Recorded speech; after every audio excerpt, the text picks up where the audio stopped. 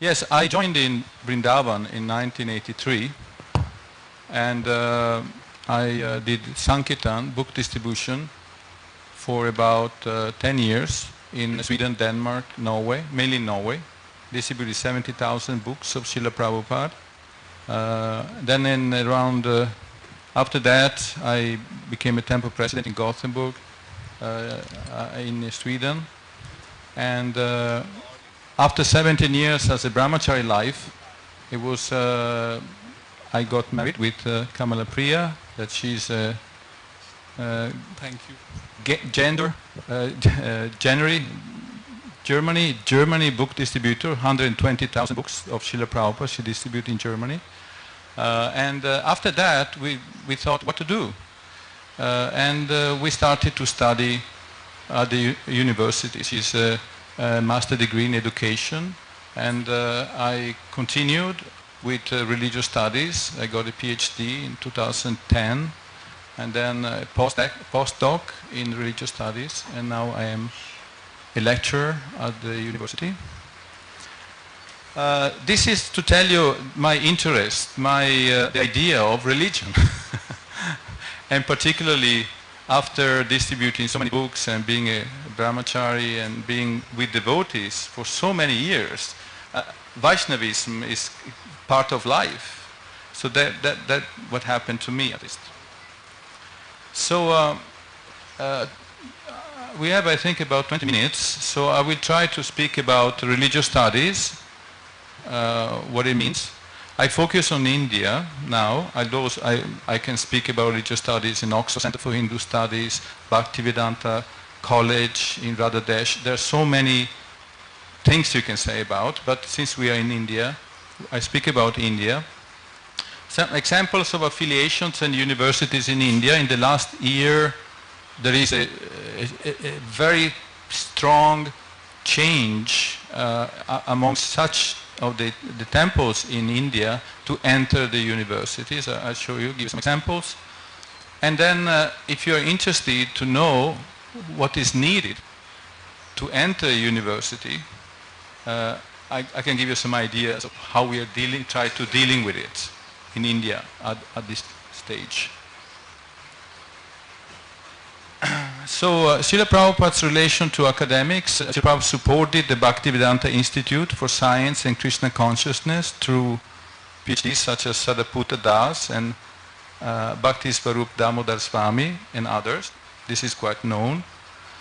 Ravindra Swarup Prabhu told about Srila Prabhupada's desire to start a religious Bhagavat college in Mayapur with the Vaishnava library affiliated to Calcutta University, that he told in a Vyasa Puja offering in 2018. So it seems like Srila Prabhupada had really the desire to have a religious studies college of the Bhagavatam.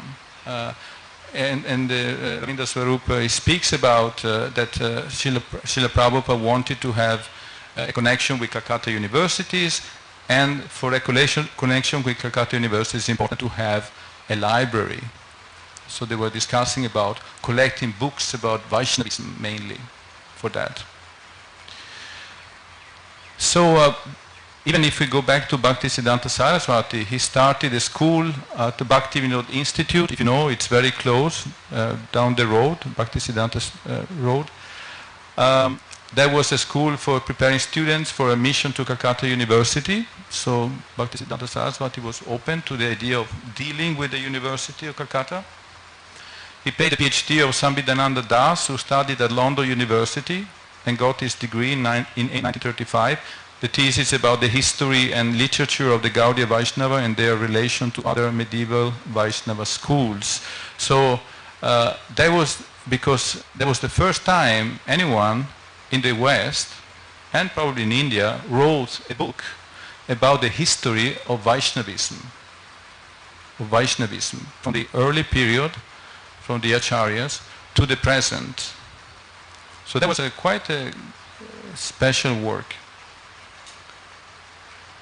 So religious studies in India if you study, I'm publishing a book with some other professors and researchers about the future of religious studies in India, with 3 Swedish scholars, and myself and 2 of my colleagues, and 4 Indian scholars, about what happened in India, why religion is so important in India, and there are religious studies now all over the world in universities, but in India very, very little.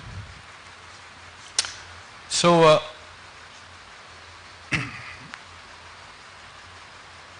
there are very few universities where you can study about Vaishnavism. As far as I know, there are now in Mumbai a little center for Vaishnava studies of a specific group, Vaishnava group in Maharashtra. And there is in Chennai a little center for Vaishnavism of Ramanuja tradition. But that's basically it. But now India is going through a new period. And without discussing too much about the politics,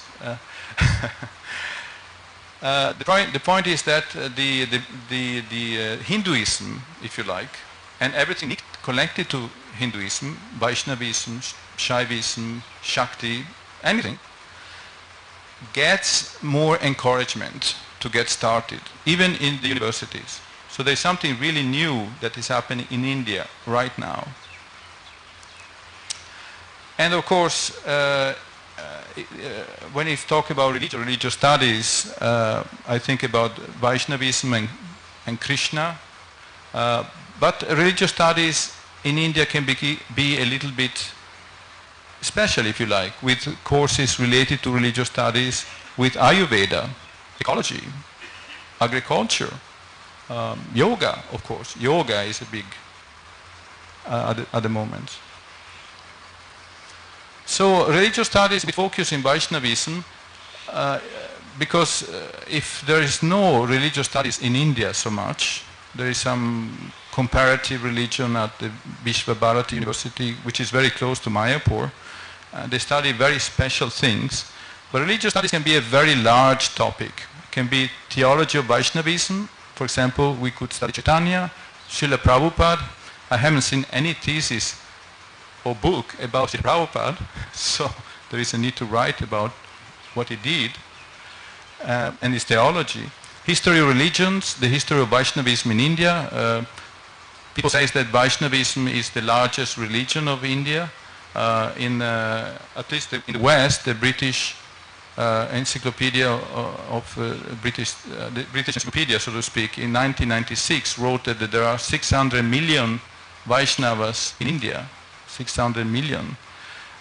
So they are more than Shaivism and Shaktism. So there are many, like we think about Gujarat, mainly Krishna, Rajasthan, Krishna, Uttar Pradesh, Bihar, Rama, and then here in Bengal is Chaitanya and Radha Krishna, so on and so forth. In South India there is of course Ramanuja with Lakshmi Narayan studies and so on. Sociology of religion, psychology of religion, philosophy of religion, the study of God, the material nature, the self, world religions, interreligious studies, relationship of Vaishnavism with Islam, Hinduism, Christianity, cosmology and astronomy of religion. We have a temple of Vedic planetarium.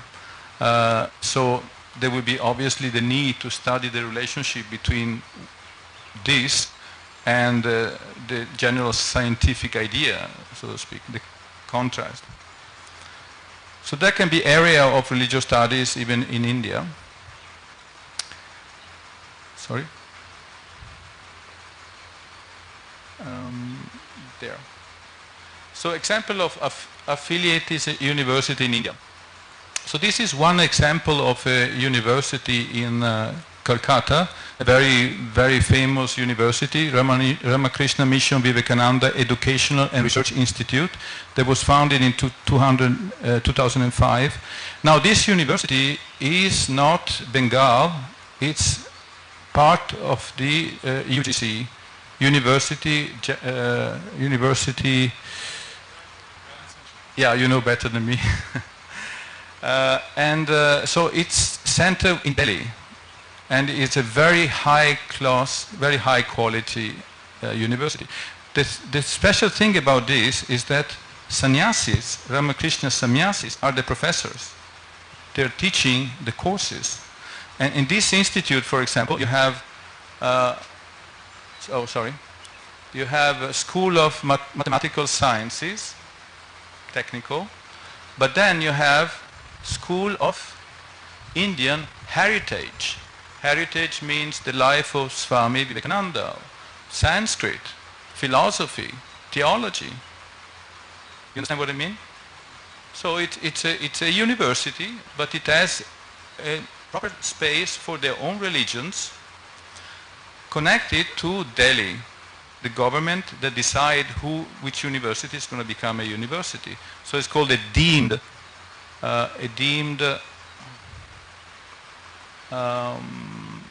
university, exactly. So that's just an example.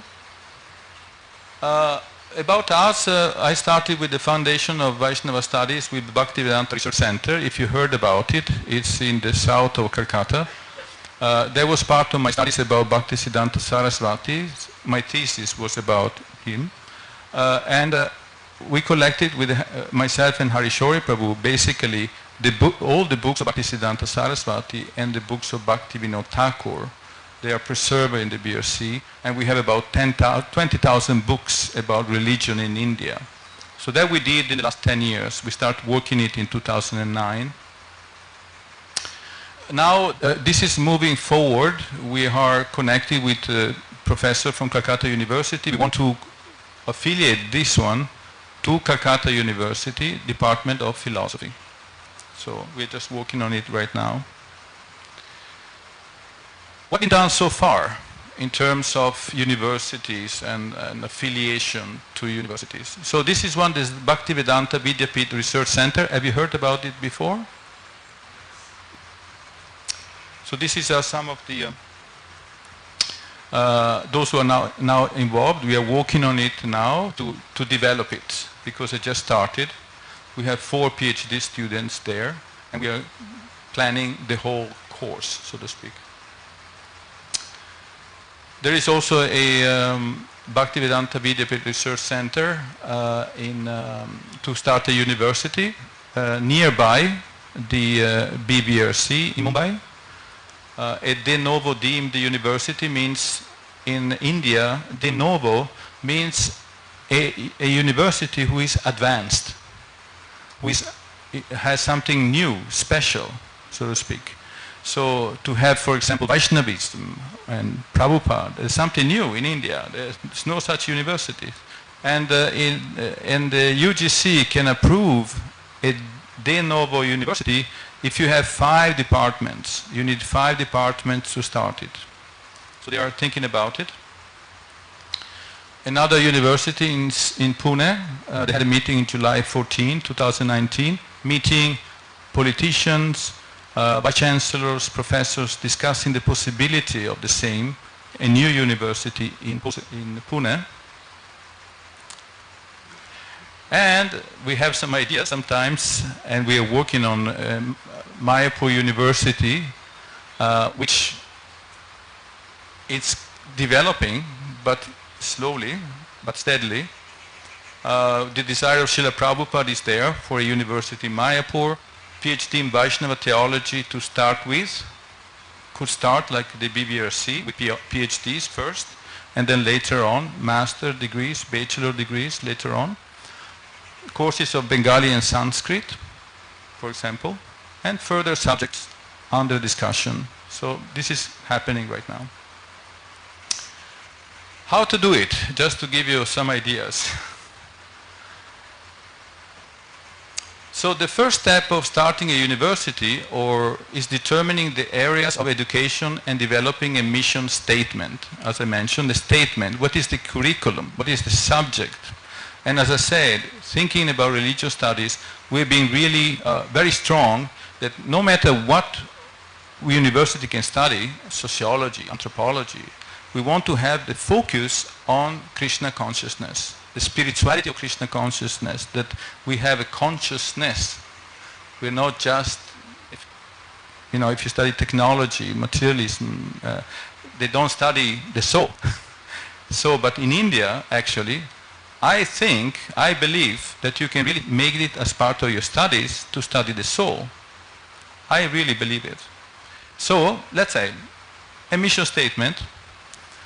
What kind of educational facility do we want? So you can have affiliation with the Department of University, like the BRC in Calcutta. We want affiliation with Department of Philosophy, like the BVRC. Thank you. 5 minutes.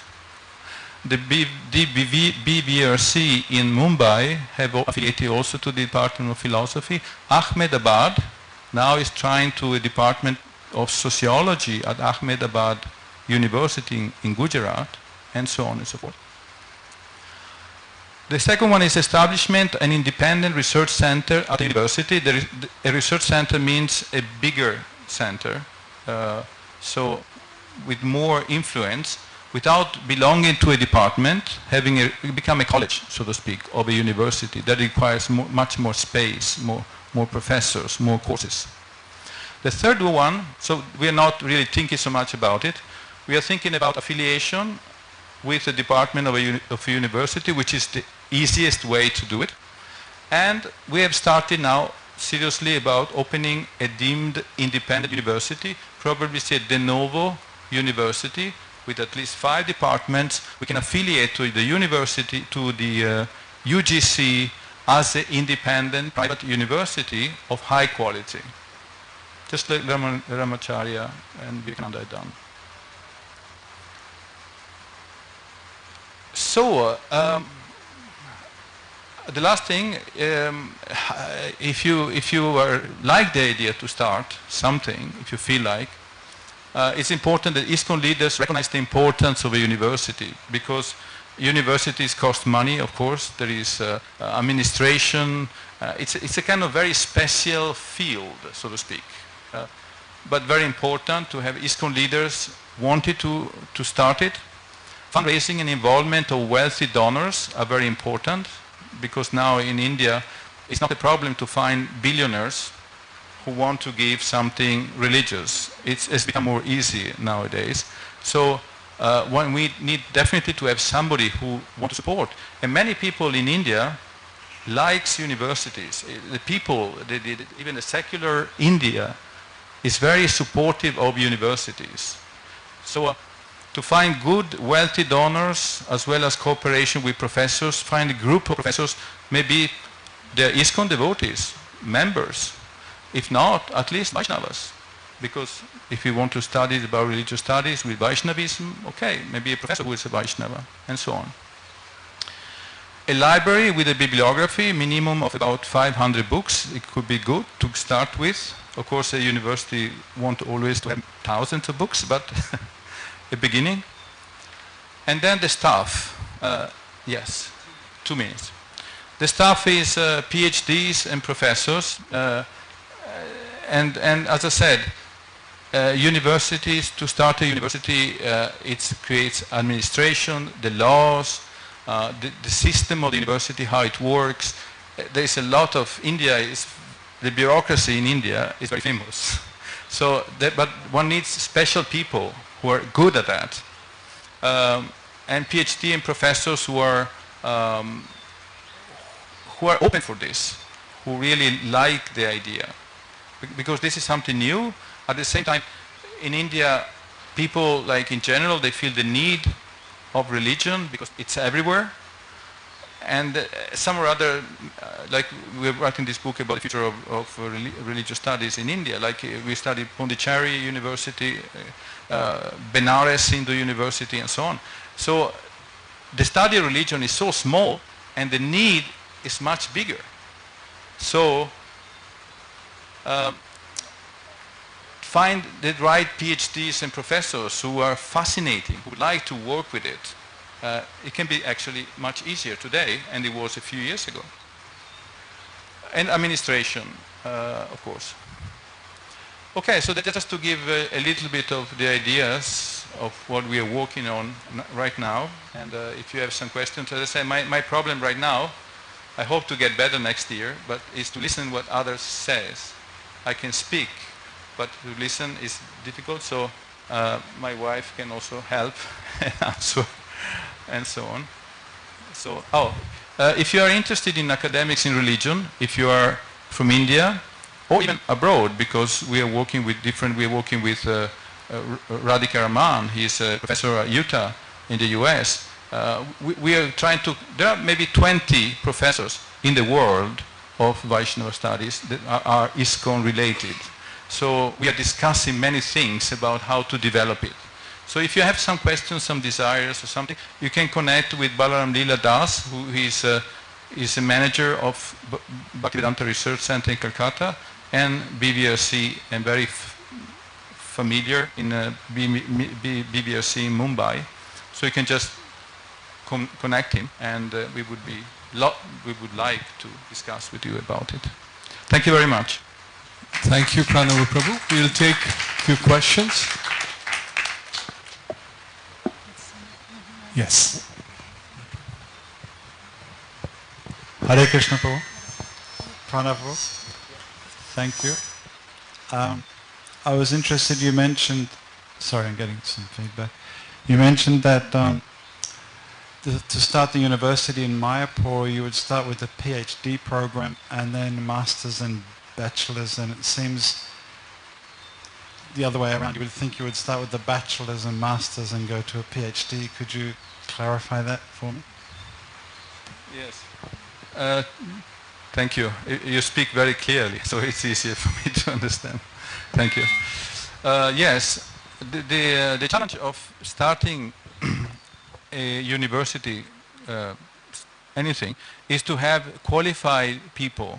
Because if you start too early, you start with the bachelor degrees, and you don't have professors for it, the teaching will be of low class. So the first thing that a university really needs is to have good professors and PhD students who are very good at that, and then move it downwards. This we have seen personally, like Oxford Center for Indo Studies started with the PhD courses, and we have now PhD Oxford ISKCON devotees working there, teaching master students in the theology of Oxford Center, studying about Hinduism. It's a really fantastic. And it takes years, honestly, I've seen, to study Sanskrit. It takes many, many years. So when that is clear, the education can be so good, so strong, that it will be completely different. So this is our experience. As I said, for Mayapur, many options are open, I would say. But if you ask me, that's what I would say. Thank you. Thank you. Any other question at the back? Yes.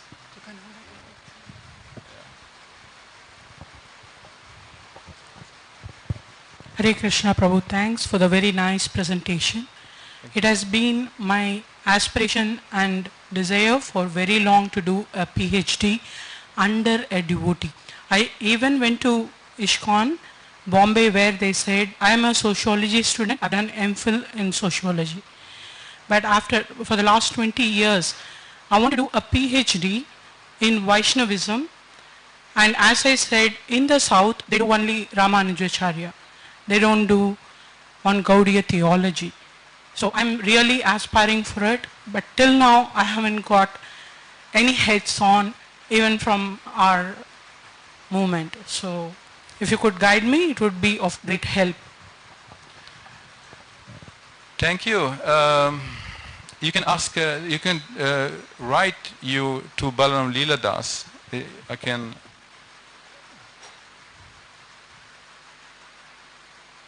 If you can mail to him, because we have now in Mumbai, we have some professors who can take, maybe not from South India, but you can always do a PhD anywhere in the world, but let's say in India, and maybe be a couple of weeks, let's say in Mumbai, and together with the head, how to say it?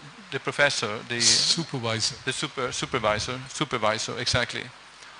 So that's a good thing about PhDs, that you can do it at home, but then they have to regularly connection with the tenure, and so. So it sounds very good. So I hope that you will find a good professor for your PhD in sociology. Okay, we'll take one more question, last question. Hare Krishna Prabhuji, thank you so much. My question is like how much cost does it require to get this course done in religious studies generally in India? What is the cost of that?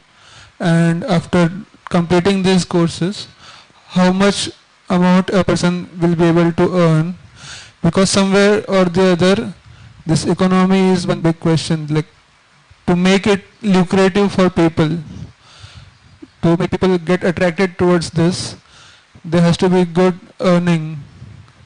So how does it move forward? Like yes, how to get some income, so to speak. just the graduates, how much income can they generate, or how much does it cost them to do these courses? Both are different things. Yes. Initially, I mean, in BVRC, the Bhaktivedanta Vidyapith Research Center in Mumbai, they work with friends, professors who have a full job somewhere else, who do it for free. Help with the, administration, with the discussion of everything, all the practical things, and also we have 2 staff who are PhDs, both of them, and they work for free. So we are very lucky. and the PhD is mainly cost money. There is no income in that, you could say. So that's why I said about the university, to have a good contact with people with wealth who understand the value of it. Because universities, either in India, either are paid by the government or they are private. So private, they make money by donations and partially by money that the students pay, like different 100,000 rupees a month, 50 rupees a month, depends really. So in our case, I'm not sure, but in Mumbai they are looking exclusively on wealthy billionaires who understand the value of it and want to pay for it. That's all I need.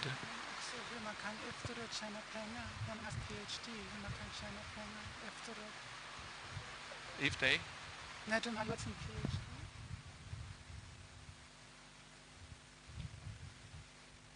After a PhD, of course, one can work for this. And I think about a university in Kolkata. A professor earns 150,000 rupees a month. So there are possibilities. Even not everybody will work with ISKCON, but they will definitely, if they study philosophy or religious studies, they may work for other universities and be good friends of ISKCON, connected with it, expand it, and make a good profit as well for their family and live a good life.